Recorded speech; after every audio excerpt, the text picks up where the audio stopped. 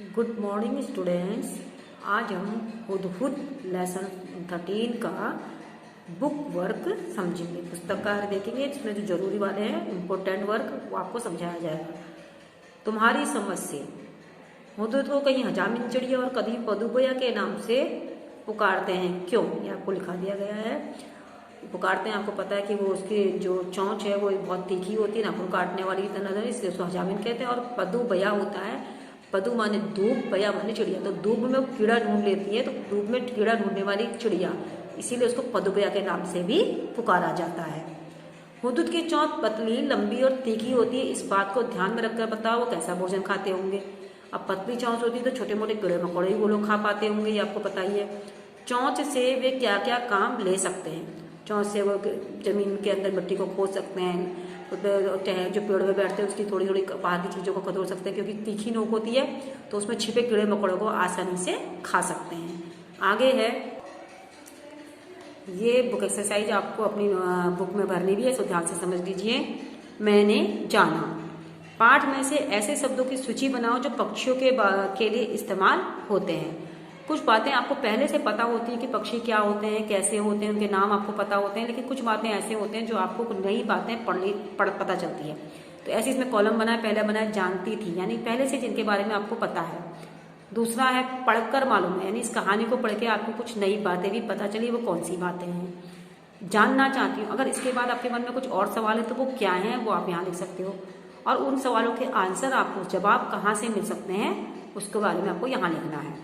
तो जैसे इसमें लिखा है जानती थी, तो आपको पता है ये पक्षी एक पक्षी चिड़िया के बारे में कहानी है, तो आप उसके बारे में पहले से क्या जानते हो कि जो पक्षी होते हैं उनकी चोंच होती है, उनकी आंखें भी होती है, वो अंडे भी देते हैं, वो अपने घोंसला उनके पास होता है, वो चहचहाते हैं और उनके पंख होते हैं। ये बातें तो हम जानते हैं कि पक्षी ऐसे कहाँ होते हैं। और इस पढ़ने के बाद, इस कहानी को जब हमने पढ़ा तो हमें मालूम हुआ कि हुदहुद, ये नाम हमें पहले नहीं पता था, हमको नया नाम पता चला हुदहुद। कलगी शब्द के बारे में हमें पता चला कि कलगी क्या होती है।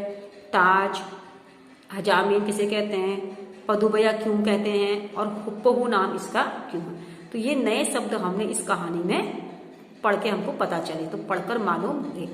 अब कहानी भी पढ़ ली, कुछ जानकारी आपको पहले से थी, कुछ जानकारी हमको मिल गई। अगर हमको अब जानने के लिए क्या बचा, हमारा कहानी पढ़ने के बाद आपके मन में कुछ सवाल आए। जैसे आपने पढ़ा कि मादा जब अंडे देती है तो वो उसके बाद बहुत दिनों उसमें बैठे रहती है, लेकिन घोंसले की सफाई क्यों नहीं करते? वो कह रहे कि मादा अंडे पे बैठे रहे, इतना ही काम आपको बताया। तो इसमें लिखा से अंडा देने के अलावा मादा हुदहुद का और क्या सा काम करती है, हमें पता करना है। हमारे मन में सवाल उठ रहा है, या फिर वो अपने घोंसले की सफाई क्यों नहीं करती है। तो कुछ सवाल हमारे मन में ये उठ रहे हैं जिनके आंसर हमको जानने। तो अब इनके जो हमको आंसर जानने हैं हमको कहाँ से मिलेंगे? तो ये जानने के लिए हम क्या करेंगे, या तो कुछ किताबें पढ़ेंगे लाइब्रेरी पुस्तकालय से पढ़ के, हुदहुद के ऊपर जो किताबें छपी होंगी उसको निकालेंगे, उसके बारे में पता कर सकते हैं। अपने टीचरों से हमको पता चल सकता है पूछकर, और ये आजकल हमारे पास इंटरनेट का बहुत बड़ा सहारा है, तो जिसमें से देख के हम इसके बारे में जानकारी प्राप्त कर सकते हैं। यानी इनके क्वेश्चनों के आंसर जो हमारे मन में सवाल उठ रहे हैं लेसन को पढ़ने के बाद, कुछ भी सवाल हो सकता है, ऐसा नहीं तो ऐसा क्यों हो सकता है, उसके जवाब हमें मिल सकते हैं इन चीज़ों से, पुस्तकालय से, शिक्षकों से, और इंटरनेट के थ्रू भी हम उसको जान सकते हैं। आगे है इसमें पहचाने कैसे। कौ है, अगर तुम्हें हुदहुद को पहचानने में किसी की मदद करनी है तो तुम उसे कौन सी बातें बताओगे? 4-5 वाक्यों में लिखो। कह रहे अगर हुदहुद को पहचानना है तो आपने इस कहानी में पढ़ा कि हुदहुद कैसा होता है, एक चटकीला होता है, उसकी पतली लंबी चोंच होती है, बादामी रंग का सिरा होता है, तो ये बातें उसको बताओगे कि हुदहुद की चिड़िया जो है ऐसी होती है। अगला है खौ। अब कौवे या कबूतर को पहचानने के लिए 4-5 बिंदु लिखो। यह लिखने के लिए तुम्हें इन पक्षियों को कुछ समय तक बहुत गौर से देखना होगा। तो जैसे हुदहुद के बारे में आपने पढ़ा तो कह रहे कि आगे कौवा के बारे में आपसे कहा या कबूतर के बारे में लिखो, तो आपको उसके बारे में इसी तरह से 4-5 पहचान बतानी है। तो इसके लिए आपको क्या पड़ेगा, कुछ देर के लिए, कुछ टाइम के लिए गौर से इन पक्षियों को देखना पड़ेगा कि इनके रंग कैसे हैं, इनकी आवाज़ क्या आती है, कैसे बोलते हैं, ये क्या क्या खाते हैं, ये कहाँ रहते हैं। तो ये सब बातें जो उनके लिए आपको इनको देखना पड़ेगा और इनके बारे में जानकारी करनी पड़ेगी। फिर है तरह तरह के नाम। तुम्हारे आसपास कौन कौन से पक्षी पाए जाते हैं, उनके नामों की सूची बनाओ। तुम्हारे और तुम्हारे दोस्तों के घर की भाषा में इन्हें क्या कहते हैं? जिन पक्षियों के नाम तुम्हें पता नहीं है उनके नाम तुम तुम्हें पता करने होंगे। तो आपको ये पता है कि एक चीज़ के बहुत सारे नाम, जैसे आपने हुदूद का ही सुना, तो अलग अलग भाषा में पक्षियों को अलग अलग नाम से भी लोग पुकारते हैं। तो आप अपने दोस्तों से, अलग अलग भाषा के जो आपके दोस्त होते हैं, उन लोगों से आपस में डिस्कस करके कई नई चीज़ें बता कर सकते हो कि इसको हमारे यहाँ ऐसा कहते हैं, आपको यहाँ ऐसा कहते हैं। नीचे था बातचीत। तुमने हुदूद से जुड़ी एक कहानी सुनी, इस कहानी को बातचीत के रूप में लिखो। नीचे हमने इस बातचीत को तुम्हारे लिए शुरू कर दिया है। शाह सुलेमान, अरे भाई गिद्ध जरा मेरी बात सुनो। गिद्ध उड़ते उड़ते कहिए मगर इस जल्दी से। फिर सुलेमान कह रहा, अरे जल्दी क्या है, मेरी बात सुन लीजिए। तो कह रहे कि आपने कहानी सुनी, तो इसको अपनी भाषा में आगे और कैसे बढ़ा सकते हो, अपनी भाषा में इस कहानी को आप यूज कर सकते हो। तुम अपने दोस्तों के साथ बातचीत करो, कक्षा में नाटक के रूप में प्रस्तुत कर सकते हो, यानी कहानी को आगे बढ़ा सकते हैं। आगे है, हुदूद का सारा शरीर रंग बिरंगा और चटकीला होता है। हुदूद का रंग चटकीला बताया गया है। रंग कैसे हैं यह बताने के लिए कुछ शब्दों का इस्तेमाल किया जाता है, जैसे फीके रंग, चटकीले रंग। जो बहुत तेज रंग होते हैं उन्हें चटकीले कहते हैं, जो हल्के होते हैं उन्हें फीके कहा जाता है। बताओ कि ऐसे रंग किन किन चीज़ों के होते हैं। यहाँ कुछ चीज़ों के नाम लिखे गए हैं। रंग का नाम, जैसे गहरा काला, तो उसकी छतरी भी होती है और कोट और बाल। हल्का हरे रंग की घास होती है और बोतलें भी होती हैं।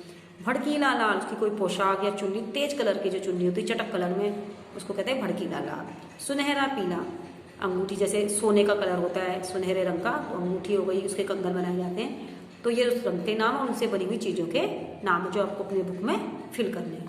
नेक्स्ट है, यूनी ने आसमानी रंग की कमीज पहनी है। आसमानी रंग का नाम कैसे बना होगा सोचो, क्योंकि उस कलर का नाम आसमान से मिलता जुलता है, इसलिए उसका नाम आसमानी रंग पड़ा होगा। ऐसे ही कुछ और रंगों के नाम लिखो जो किसी चीज़ के नाम पर पड़े होते हैं। तो हमने कुछ नाम लिखे, जैसे नारंगी, जिसको हम संतरा भी बोलते हैं, तो नारंगी रंग संतरे के नाम पे पड़ा। बैगनी, बैगन के नाम पे। जामुनी, जामुन के नाम पे। प्याजी, प्याज के नाम पे। गुलाबी, गुलाब फूल के नाम पे। तो यहाँ संकेत भी दिया, फल, सब्जी, पत्तों आदि के किसी के भी नाम पे जिसका रंग पड़ जाता है वो आपको पता करना। इसके अलावा भी अगर आपको कुछ आते हैं तो आप वो भी कर सकते हैं। ये जो बुक एक्सरसाइज है, ये वाली जो आपका क्वेश्चन है, ये आपको नोट में करा दिया गया है। आपने पहले भी इस चीज को किया, अनेकार्थक शब्द होते हैं, यानी एक शब्द लेकिन उसकी मीनिंग भी होती है। जैसे यहाँ पे लिखा है पत्र, पत्र दो होता है, एक चिट्ठी और एक पत्ता। चिट्ठी होता है लेटर, पत्ता यानी पेड़ का पत्ता। तो उससे हमने आगे एक सेंटेंस बनाए हुए, कल मैंने अपने मित्र को पत्र लिखा, यानी चिट्ठी लिखी। आम का पत्र यानी पत्ता पूजा पाठ में काम आता है। दूसरा है पर यानी होता है पंख। क्या दूसरा शब्द इसका अर्थ होता है लेकिन, किंतु, परंतु जो हम बोलते हैं उसको भी पर भी बोलते हैं। तो पक्षियों के पंख होते हैं या पक्षियों के सुंदर पंख होते हैं। दूसरा, वह आया किंतु कुछ बोला नहीं, वह आया लेकिन चला गया। तो इस तरह हम सेंटेंस बना सकते हैं, है पर लेकिन अर्थ दो है। जल, पानी और जलना, आग से जलना जो होता है। मुझे एक गिलास जल चाहिए, देखो कहीं हाथ जल ना जाए, या आग से हाथ जल सकता है। फल, एक तो फल होता है फल, जिसे फ्रूट, जैसे सेब एक स्वादिष्ट फल है जिसको आप फल बोलते हो। दूसरा होता है परिणाम, रिजल्ट, बुरे काम का फल यानी परिणाम बुरा होता है। तो शब्द एक और उसके अर्थ अलग, जो आपने पहले भी लिखे हैं आपको याद आ गए होंगे। अगला आगे है, इसमें नाम है हुदहुद एक बहुत ही सुंदर पक्षी है। ठीक है, हुदहुद और पक्षी दोनों को ही हम संज्ञा कहते हैं। ठीक बात हो गई। अब नीचे दी गई तालिका को आगे बढ़ाओ। हुदहुद पक्षी, भारत देश, अनार एक फल है। तो इसमें कुछ नाम, जैसे गंगा एक नदी है, हिमालय पहाड़ है। तो ये दोनों ही संज्ञा शब्द हैं जो हमने इनके आधार पे आगे जोड़ दिए हैं। तो ये आपको करने हैं। तो आपके ये बुक एक्सरसाइज है जिसको आपको जो वीडियो देख करके ध्यान से अपने करना है। आपको ये करना है, नाम वाला को ये अपना बुक एक्सरसाइज करनी है। एक रंग वाला करना है, और ये आपको मैंने जाना, ये बुक एक्सरसाइज आप अपने बुक में फिल करेंगे। धन्यवाद।